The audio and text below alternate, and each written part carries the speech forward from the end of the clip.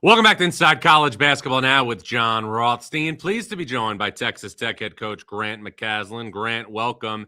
Any feelings right now for you personally? This is the last year in your 40s. Man, 50's a number, isn't it? I mean, that's a number. Actually, I've run a marathon in my life. I did not enjoy it. It was a one-hit wonder. Our chaplain and I, who was one of my best friends, we never ran before and decided we were going to, and it was a part of an adventure. And we may do a little Grand Canyon rim run to prove that I still have something in my tank in my 50s. So no, it is crazy to think, man. But I got kids that are 2 in college and 2 in high school, so I look at them and I'm reminded, like, man, I'm old, and it's not pretty. Yeah, you mentioned you obviously have a full family, and you've been in Division I now for 15 years. How much of a blur has the last decade and a half been? Well, it's been a blur just because of the awesome adventure of being a part of programs that you're building, honestly, and the people that you get to do it with, and every scenario is so unique, and there's so many challenges. It's just it goes by fast. It doesn't even seem like it's been I mean, to think North Texas. I mean, my wife and I, we're watching a UNT game the other day on TV together, and I was like, babe, she's like, it seems so long ago that we were there, and it's just 2 years ago, and this is year 3. So it really is remarkable how quickly all this changes. Grant, I've always admired how obviously you chased this basketball dream, but you also prioritized, obviously, your family. How hard has it been during this run for you to balance being obviously somebody who's chasing being a basketball coach at the highest level and also being a good husband and father? Yeah, I think the challenge for that has to come down to one huge dynamic, and that is I love this. I really do. I love this. And I love the opportunity to be able to do it. And I think there's a couple different ways you can do it. If you love something, you can almost squeeze it to death and think that you control everything that goes on in your program, which there are some things that are controllables, but there's a lot of it that, to me, and then you can also hold it loosely, like it kind of like whatever. If it works out, it works out. And I try to tell people I hold this very delicately in front of me as if it's not mine. I do not own this. This is not my program. This is our program. And so it's so important, I think, that you really encourage the people that you get to do this with to play out their strengths. And Scott Drew was a great example of that for me, in that he gave me a lot of responsibility as an assistant coach. And one of the greatest examples I got, my sister was getting married one year. I was working for Coach Drew. And my father had a stroke while I was working for Coach Drew. And it was really devastating for our family because he lost his ability to communicate, and she was getting married. Well, he was going to, do the night before, speech. Yeah. And she asked me to do it. And I said, I'd love to do it. Just don't do it on a game day. And I'll be there in October. In November. She planned it on the game day. And I was working for Coach Drew, and I toiled with it for 2 months. Like, how am I going to tell Coach? Like, what am I going to do? Do I do this? Do I not do it? Do I not show up? Do I go to the game? And we were playing Stephen F. Austin and Coach Underwood's team, which they were returning some of the best players. And I was at Baylor, and I was like, man, I went to Coach and I said, Coach, I got this deal with my sister. I need to be able to give the speech the night before. And he was like, go do it. And so I was panicked. It's the night of the game, and I'm sitting there watching our game on the phone, and we end up beating them by 30. And I gave the speech for my sister, and it was such a good reminder, man. There's so many great people in this, and we have a great staff. And that, like, the heart behind it is how do you include your family, and how you love your family, and how you do this does impact. And the more you can actually include them and make them a part of it, and the more that you can do this as a team and not feel like it's all about me and I have to do it, the better we are. And I mean that with all my heart. So I'll tell you this, I've really had to trust a lot of people, and I've got a great staff. Jeff Linder is one of my best friends, and like, get kicked out of the Houston game, and JT gets kicked out and we win. I mean, what a great example that is. And Jeff Linders does amazing, and then you get some other players step up and play great. So I do think we got to hold this thing in a right way, that we don't think we're in the middle of it, and that's the healthiest place to do it. And that's why including your family, I think, is the only way to really live that out. Well, what are the biggest things you learned during your time at Baylor under Scott Drew in terms of balancing basketball and family that you've incorporated into your own life when you were at Arkansas State, North Texas, and now Texas Tech? Well, the biggest one, I think, is just inviting people to be around all the time. And can your family go on trips with you when you go? And can they come to the practice gym? And when practice ends, do you just have kids running all over the place shooting baskets with your players? And really, can you make this where you don't necessarily have to separate it and be including people more than you do? And I think that part of it isn't easy to do, because sometimes not everybody wants to be a part. That's the truth too, because there's just so much going on. And I'll tell you, even my wife, I've got 2 kids playing high school basketball right now. And I'll tell you this, if she's choosing between our basketball team and going and watching our kids play, she's going to watch our kids play. And I don't even take it personal. I'm like, baby, go do it. Let's go do this. Let's figure this out. But then she'll be, my kids will be looking at the scores at halftime on their phone because they're so invested in this. And I just think it's hard on everybody, but the more you can make this about everybody being included, the better. Well, I remember, obviously, the strong bond with that Baylor staff because, I've been doing this long enough to remember when you and Jerome Tang and Paul Mills and all those guys were, the young assistants in the Big 12 working for Scott Drew, and now you're all head coaches at big programs. So how hard was it the other night when you played Baylor in Waco and you win a decisive game by a large margin, and then you walk down when the buzzer goes off and you have to greet your friend and former boss? Yeah, I mean, I don't enjoy any part of the end or the beginning. I mean, the competition is what it is. I'll just tell you, like, there is no, I do think that there's a genuine appreciation for, and I said this, our team improving whether we win the game or not. And I hate to say that, but I just look at it as like, Coach Drew is going to bring out the best in me because I know how well prepared he is. I know how awesome their team can be, and I know how well coached they are. So I just look at it ultimately as like the result's going to be what it is. But I will tell you, leading up to it, I don't enjoy it. And after it's over with, I don't enjoy it, either one of them. But I do love Coach Drew, and I respect him. And he's maybe the best coach of the best turnaround. He's the architect of the best turnaround in the history of college basketball. And to me, I lived it because I was on a team my last year at Baylor that was 0-16 and in conference play in the Big 12. And then I watched the team that he coached. He didn't even get a non-conference game. He only played conference games. So I just mean, like, what a wild journey this is to see a guy that I just love and respect and who has built it, and I know who he is. And I just look at it as, man, we talked probably 5 times since we've played them. And so it's just about how do we help make each other better. And then the result of that game is only going to be one game in a season, and it's not going to determine the full outcome of both of our careers. Well, let's talk about your team right now. How is Texas Tech 15-4? Biggest thing is we've started to anchor ourselves on the defensive end. Christian Anderson and JT Toppin. People want to talk about what they're doing offensively.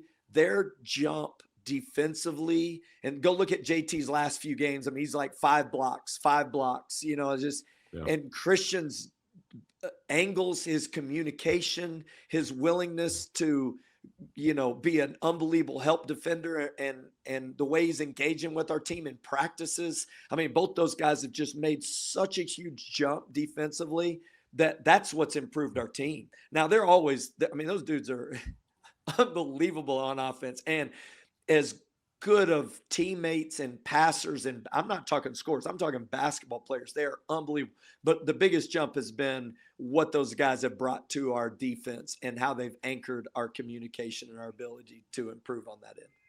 You know, part of the great thing we have now in college basketball is so many great early season games and non-conference play, and you guys played in a number of them. But I'm curious, you played Purdue in November in the finals of a tournament in the Bahamas, and you lost by a large margin. What changed with your team after that Purdue game?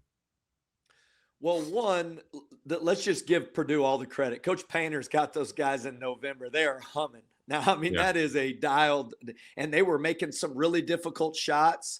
And I hit the panic button personally on a few things that I regret. And I made some major mistakes in that game.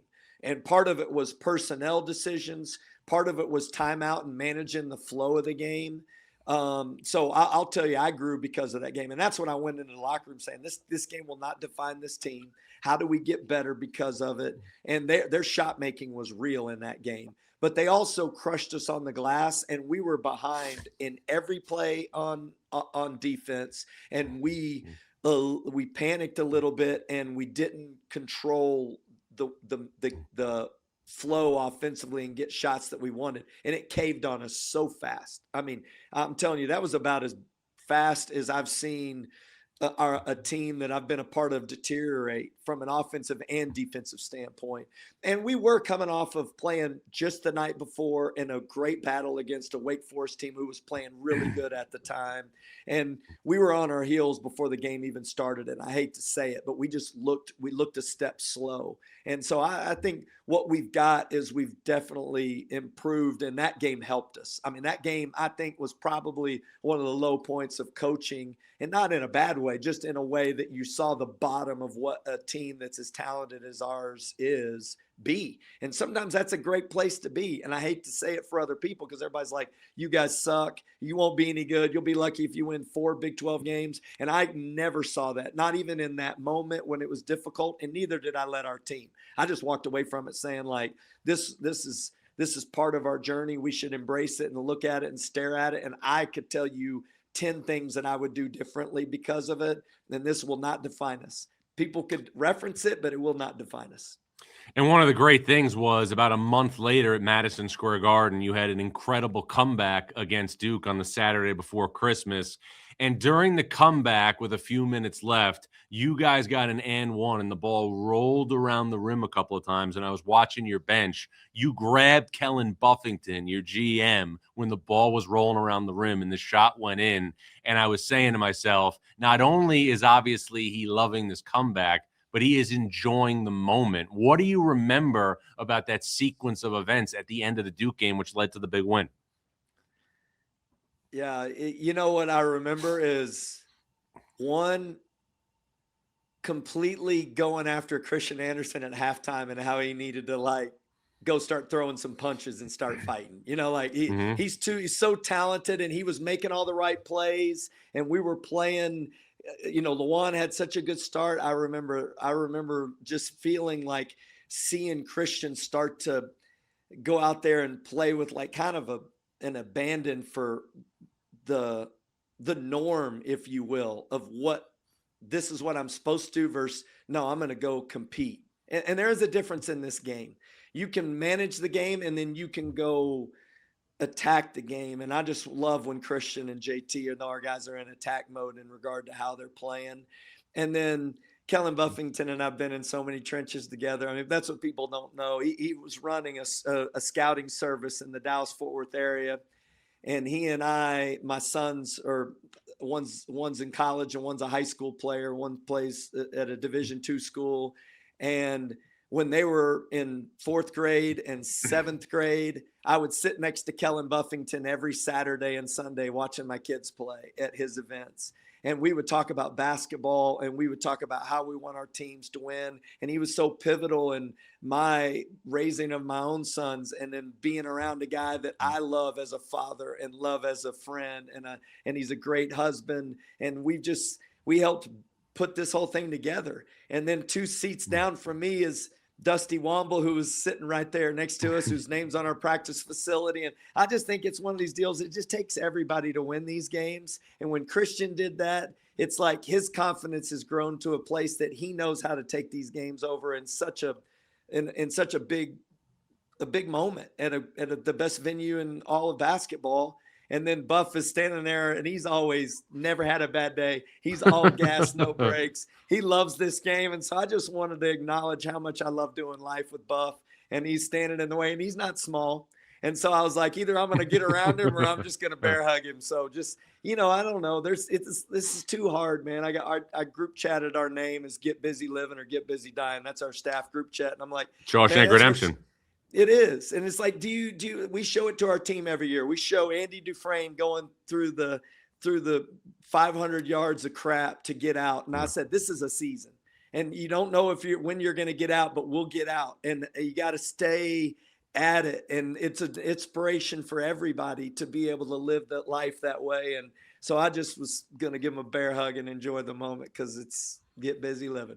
Well, as somebody who was watching the game, thought it was an awesome, awesome moment. That's a one shining moment clip right there. Grant, how does this team right now that's 15-4 compare to the team that went to the Elite Eight last season?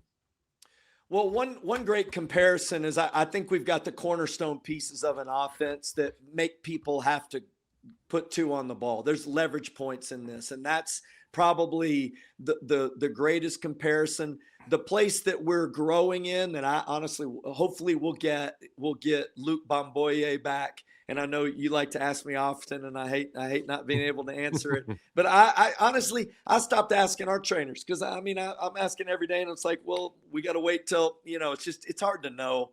And I do think we could get Josiah Mosley back. And if you look at those guys as freshmen last year on their teams, they made big impacts, one at Villanova and one at VCU. And both those are great players, and they have size and feel, and they can really play this game. And so I think we get those guys back. We'll have a depth around the rim that we've really missed. And that's where the separation is at this point. Because I think for guard play, for decision-making, for shooting, for scoring, we're in that comparable area. We just didn't have the same depth, to go around the rim that we need. I mean, and there's a lot of teams in our league that if you don't, you will get crushed at the basket. And one team that could crush you at the basket last year was Florida. I mean, they're that way again. You look at their team. I mean, they basically got their whole front line back, in regards to that team. So it feels like that the one area that is different right now, but I don't think it'll stay that way, is size and physicality at the rim. Well, in terms of Luke Bomboy, who I know you had visions on starting potentially at the 5, and Josiah Mosley, do you have any timetable for maybe when those guys might be able to return to action for Texas Tech? Yeah, well, I will tell you this, and they both warmed up in the Baylor game the other night on the floor, and we had them in practice this week going into the Houston game. But neither one of them have been cleared to play in the game, but they both practiced. So if you ask me if we've made some positive headway in that area, I'd say we're moving in the direction where they could play sooner rather than later. Well, that's good news for Texas Tech. And obviously other good news for Texas Tech is just the fact that JT Toppin is still a Red Raider. Grant, I texted you last weekend after the BYU game just talking about how I don't know if it's because the narrative this season for college basketball is so geared on this great freshman class, and that's obvious for good reason. But JT Toppin was the Big 12 Player of the Year last season, and he was a first-team All-American, and he's tangibly better than he was a year ago. What has led to this ability for Toppin to amplify his game? I think it's the same with most great players. His work habits are as consistent as they could be. Literally, it's every day. He works on three-point shooting. He works on floaters. He works on moving his feet. He's working on defensive principles, and then he's spending time working on the free throw line. I mean, I know this sounds great. I completely trust him at the free throw line and making threes. I really do. And I mean, people can say whatever they want. His ball is softer. He's playing with more confidence. He was trying not to miss to start the season. And now he's just playing the game because he knows that failure is a part of it. I mean, the best shooters are shooting. You're missing 2 out of 10. I mean, it's not like you're not playing a perfect game. And I think he felt a little bit of that, like how significantly great he needed to be. And he was trying to maybe play some perfection games, and we let that go, and he let that go. I'll tell you, I wish what he is he's one of the best passers in college basketball. And I'll go down with that at any position. And He just doesn't get credit because we sat it the other day as 7 hockey assists in the game against Baylor. And we made 17 threes. He gets credit for a couple of them, but literally he makes the right play every time. And when he doesn't against BYU, he pops his feet, somebody's open, and he shoots it instead of passes it. The moment he turns around and looks at us and looks at his teammate, and he said, I missed you. He's just a remarkable teammate, and he does not know how to play half speed. I mean, he got one gear, and he'll go to practice, and like the moment we start doing individual work, he's just full speed. I mean, we can't even tell him to not go full speed. He's just so competitive, and his voice for our team has taken another jump in what he's saying and how he's communicating timeouts, and just he's turned into such a resilient competitor. And there's no part of his game. But I think the most underrated part is his ability to make the right pass. And I wish there was a stat for a hockey assist because he's making them. But, man, what a remarkable teammate. And he's unselfish. And, I do think he's the best college basketball player. I really do. Well, he's definitely right there in the conversation. It's interesting, Grant. One of the other great things that's great about this climate of college basketball is that if players are not able to maybe be drafted in the first round of the NBA draft, they can stay in college and be compensated at a high level so that trying to chase a professional paycheck is not something that they necessarily need to do. JT Toppin fall into that category last spring, and obviously it could happen again next spring. When you evaluate your roster for next year, is trying to retain JT Toppin for another year at Texas Tech obviously going to be on the priority list if he is not obviously going to chase something in the NBA? Yeah, John, that's a great question. And I'll tell you, I try to really not put any decisions on anybody. And I mean this because I get asked it too. And trust me, I think everybody's trying to figure out, like, man, what if I'm not this? Should I just come back? And I just tell people, and I mean this with all my heart, let's just play this thing out. Let's play this thing out to the last game. It's the reason why we won an NIT title when I was at North Texas, even though everybody thought I was already going to be the head coach at Texas Tech. I remember that. I'm like, the moment you try to figure out what's next and your season's not over, I just think it's an enormous mistake. And so what I hope for him is that we end up playing so well that all these guys have such great options that you get to pick whatever you want to do. And you don't have to say, well, let's just say I just would rather come back because then that's the way. And I don't even know. I mean, let's just I don't even want that to be a part of our conversation yet. And I steer everybody away from it, even if it benefits me. I don't think it's worth doing. I'm not even going to go like, well, let's go ahead and have a deal in place. So that way, if you come back, like, I just want them to be like, no, pour your heart into being the best player you can be and be the best team. And let's put you in position where you do get drafted top 3. I don't really know because who knows? I mean, well, you saw it. And I mean this, we played 6 games or so in the Big 12 so far. If you looked at our team after 4 games in the Big 12 last year, JT wasn't even – he played like crap at BYU and Utah after we'd lost at home to UCF and Iowa State. I mean, he wasn't even good in the first 4 games. And then all of a sudden he's Big 12 Player of the Year. Right. I mean, I knew what he was capable of, but that doesn't mean that that's what he did.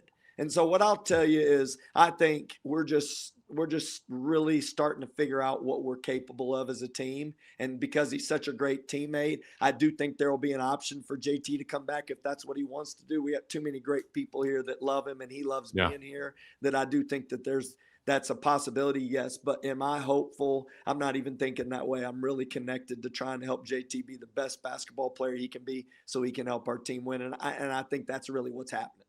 And again, one of the reasons why he's in a great position, not just to have great individual success, but great team success, is because he's playing alongside another All-American, Christian Anderson, who has made a massive leap from his freshman to sophomore season. Grant, if there was one player, past or present, that Christian Anderson most reminded you of, who would it be?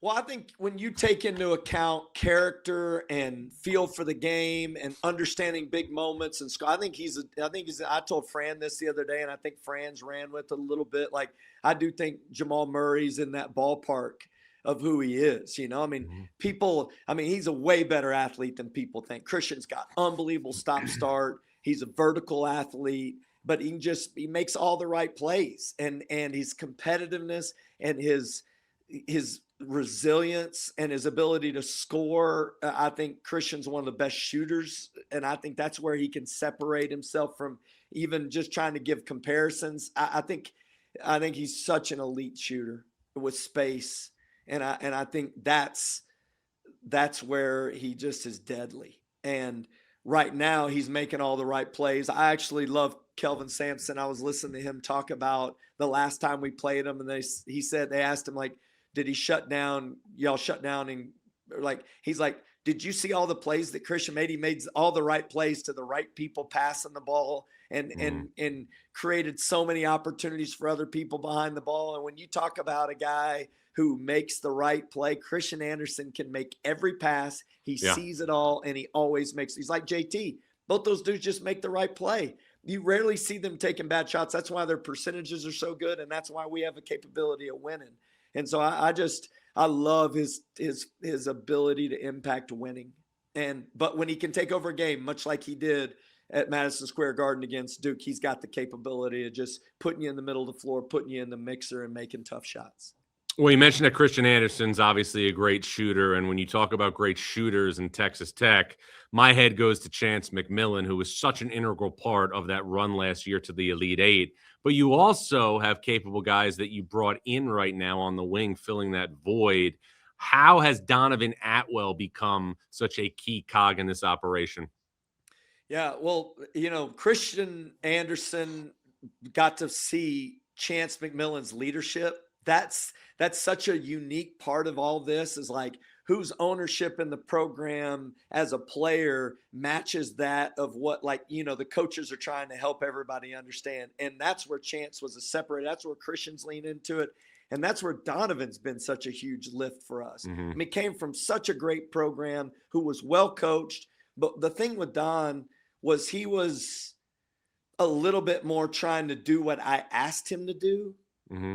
And there's this do right part of Don who is great, but I want the warrior competitor part of Don, where this is his heart for it, not him trying to do what I'm asking him to do. And that's where he's elevated.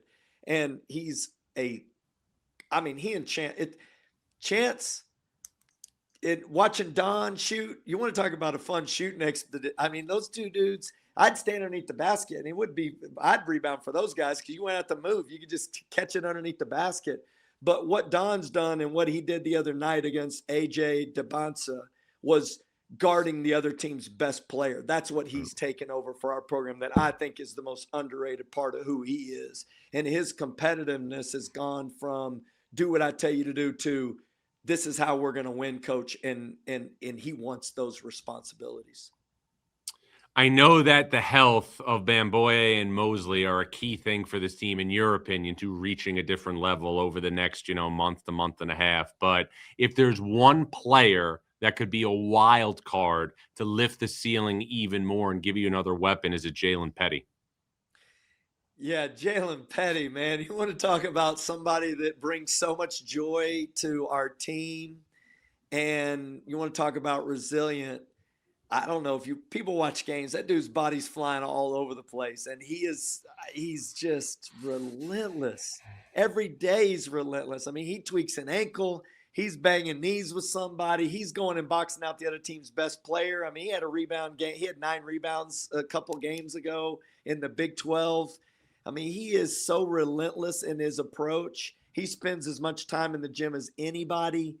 Man, you want to talk about a wild card. And I think what separates him is when you can give somebody the ball and they don't need you to run a play for them to create their own shot. And when we've gotten to the end of clocks and we've gotten to the end of games and teams play such great defense, now you don't have you can give it to him and he can create his own and get fouled.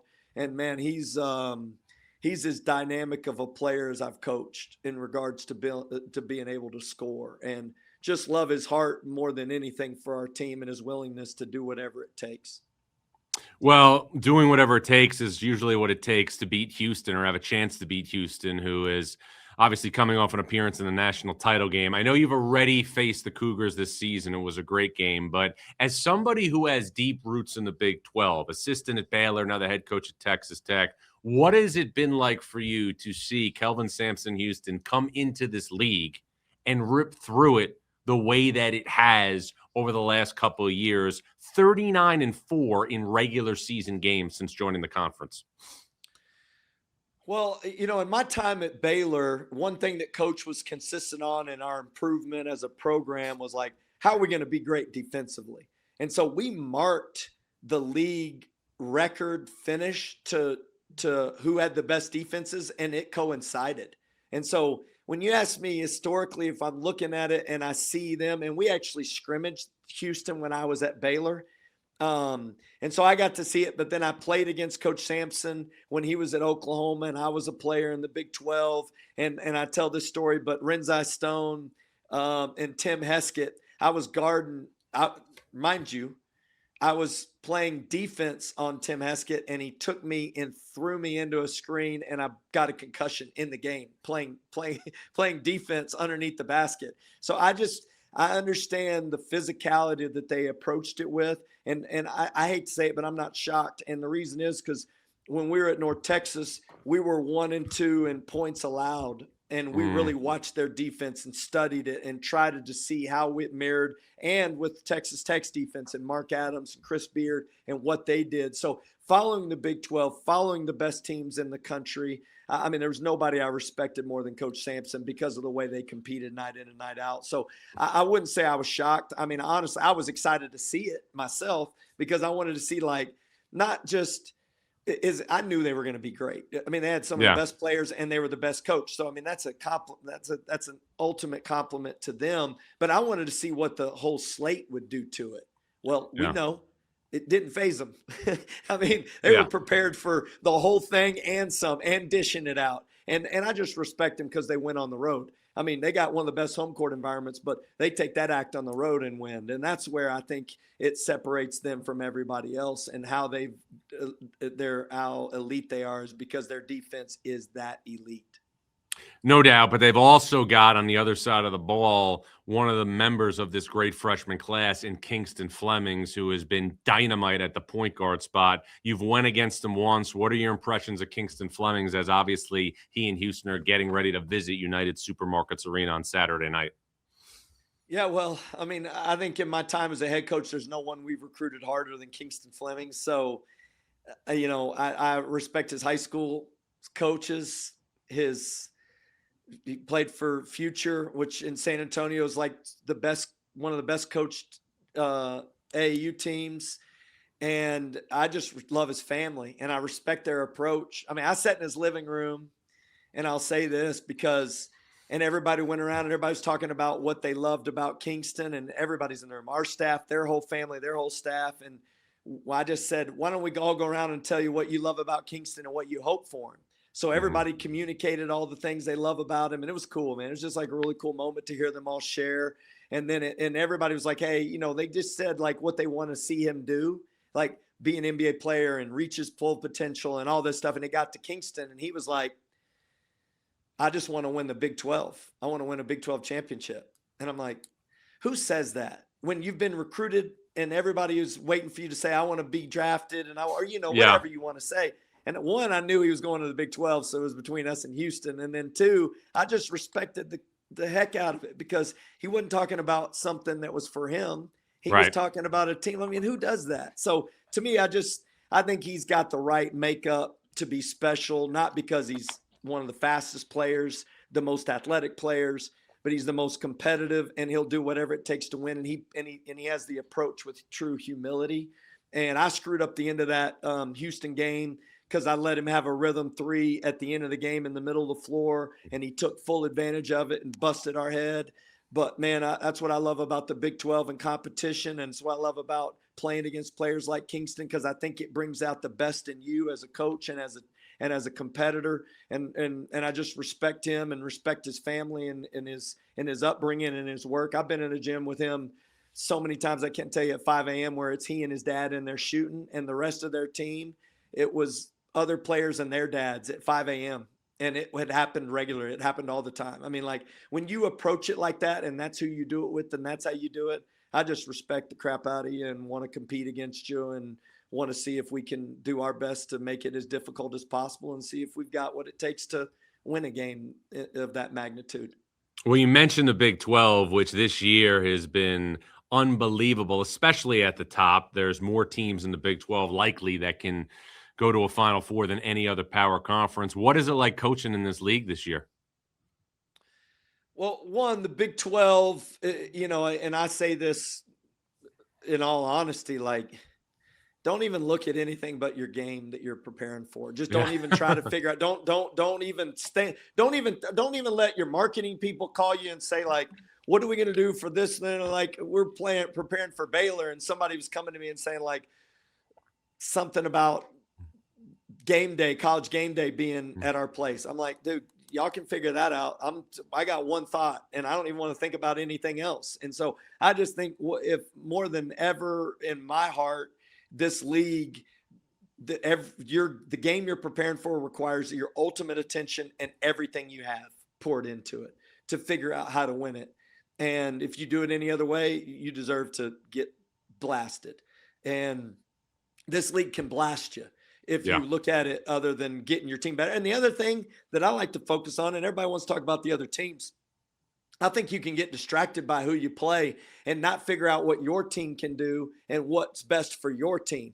And so you can kind of get in this thing where you're always looking at what you're playing against. And I've changed our focus a little bit around here to, like, let's just keep leaning into what we know we need to get better at individually. So that way we're better prepared for what everybody else is best. So let's work on what we need to be our best so that we're not just always scouting and trying to trick things up to beat somebody else. It's like, let's pour our heart into this team. And that's where I feel like we've gained the most ground, is the individual development, the concentration of what we need to improve on, and let's keep getting better at the things that we're great at.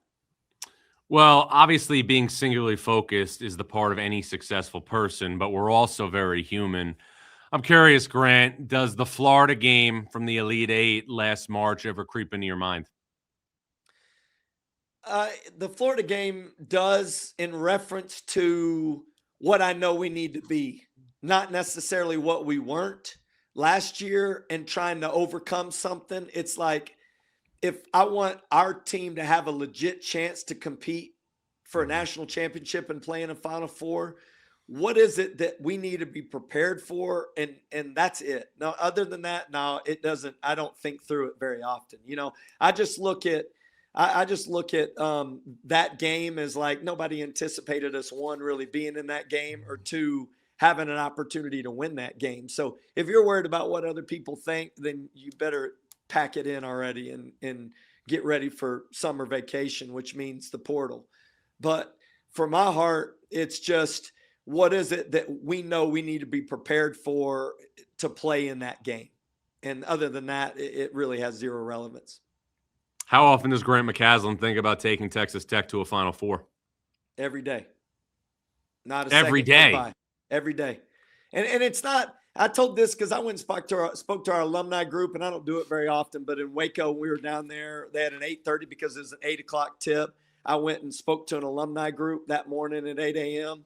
And the guy, like, asking me questions was like, when are we getting back to the national championship game like 2019? Right. And I was kind of like, how do I answer this nicely? I don't care about that. Like, I think what I just told you is, what do I know our team needs to be? How competitive and connected do I know our team needs to be to withstand all the adversity that it takes to get to that game? And that's how I view it. It's not like I want to play in a Final Four. It's like, what is it that I know gets the best out of this group so that we have that opportunity? But I do know how close we were and what that tasted like. So you always set your expectations. So if we want to win the national championship, then what am I tolerating today that is going to keep us from, you know what I mean? Like, you walk into a gym, you're like, well, Leon, he's trying hard. So, like, nope. It's just every time I see something, I say, doesn't match the opportunity to play in a Final Four, I'm attacking it. And I'm crazy, John. You've seen me. I got problems. I got problems, and I apologize to Higgins and the officials all the time. Like, I'm just a fighter in nature. I don't have any other gears, and I just look at it like, who do I got to fight today to help them understand that I'm serious about how we need to approach this every day? And that's where I'll tell you, I think about it in terms of that, not in terms of like, that's the only thing I care about, because that's actually that's not a real goal in that regards, because you never know if you'll get that opportunity. But it is my heart to make sure that we do everything with this team to put ourselves in position so that we do play for that. Well, aside from a full complement of players and good health, what are the biggest long-term keys for Texas Tech to get back in a comparable situation as it was last season with a chance to advance to the Final Four? Well, our two best players are our two returners in Christian Anderson and JT Toppin. So let's not get confused in college basketball. If you have returners, it gives you the best chance to have success early. But your ability to get guys that are transfers to take the biggest jumps that they've had in their career, and that's Lawan Watts and Tyree Bryant. That's the key to our team. Okay. And I say that because their heart are so open right now to doing whatever it takes to get better. It's just we need to see that actual practice take over in games where they're not having to think through. And I said this the other day in our BYU game. Lawan Watts was unbelievable that last 8 minutes of that game. Yeah. Unbelievable against BYU. And part of it was he was no longer playing to try to do what I wanted to do. Like I told you, Donovan Atwell. Donovan hadn't had any injuries, so his ramp has been consistent. Where Tyree Bryant has got injured. Lawan Watts got injured. We haven't had those guys consistently all the way through. Now they're finally getting to that point where the failure is part of the equation. They overcome that. Now can you be resilient and make plays that you know the team needs, not when you're looking at me because you know I'm yelling at them.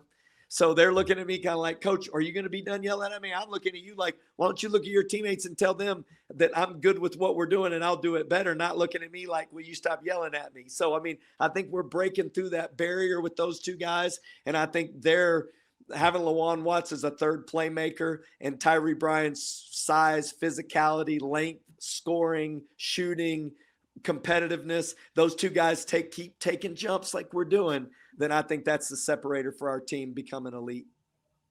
Well, it's going to be a lot of fun to cover, Grant. Appreciate a couple minutes, especially on the heels of such a big game against Houston. All the best Saturday night. Can't wait to watch the game. And as always, look forward to staying connected along the way. John, thanks for everything you do for college basketball. Nobody better. Wreck 'em. I appreciate it, Grant. That's Texas Tech head coach Grant McCasland. I'm Jon Rothstein, and this is Inside College Basketball Now.